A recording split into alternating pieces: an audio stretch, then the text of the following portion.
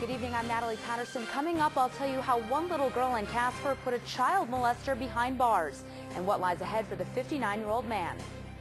I'm Jordan Miller. New developments on the investigation of the 5 young immigrants who came to work for Burger King through a work and travel program. I'll give you details.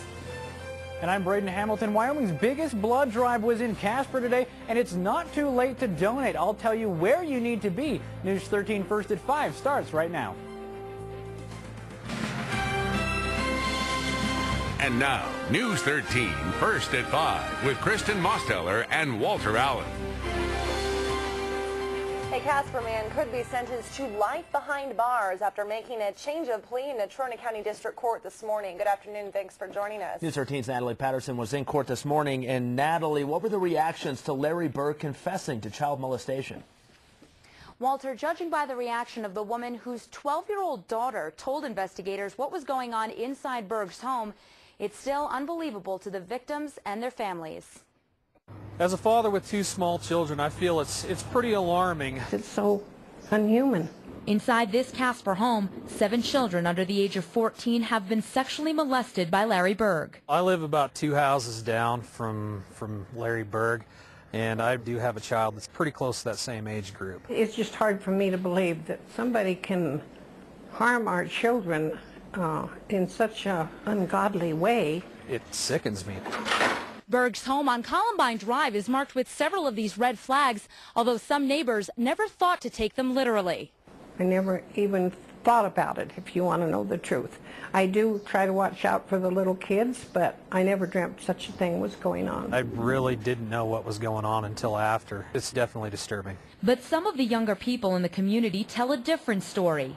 They say the red flags were clear. He had teenagers over there a lot. They were coming late at night, and we didn't know exactly what was going on, but we knew that there was something wrong. Casper police say Berg made friends with the children with alcohol and cigarettes, but that friendship would later become perverse. They called him Grandpa Larry and just spent a lot of time by themselves with him. Having admitted to 7 counts of child molestation, Berg is now facing life behind bars.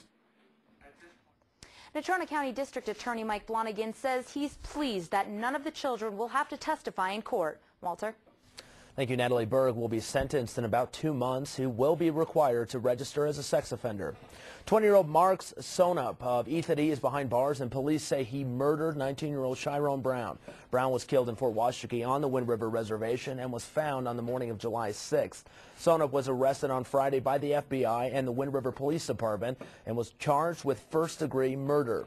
Sonup is being held in federal custody awaiting his next court appearance. The FBI is not releasing anything else in this case, including the exact location where Brown was found. The 5 young university students who came to Riverton to work for Burger King through a work and travel program are in a much better situation today than they were 1 week ago. News 13's Jordan Miller gives us the most recent developments in this case.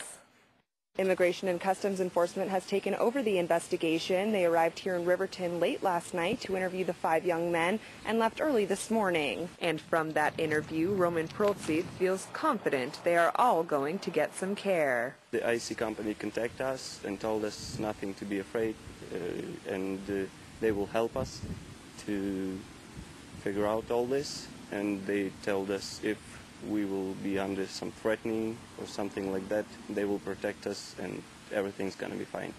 With new housing free of charge, the young men are now focusing on finding a new job. We have a lot of different people help us, yes, police and other people. So we already had an appointment in McDonald's, and now we're going to see other places. Peggy Handren's number on the men's lease for the rundown house they were staying in has been disconnected. I went to Burger King earlier in search of a manager, but there was no one available. In Riverton, I'm Jordan Miller, News 13. Immigration and Customs Enforcement will be back in Riverton tomorrow to continue this investigation. We will not be hearing from them, though, as they have no comment on this. Business owners in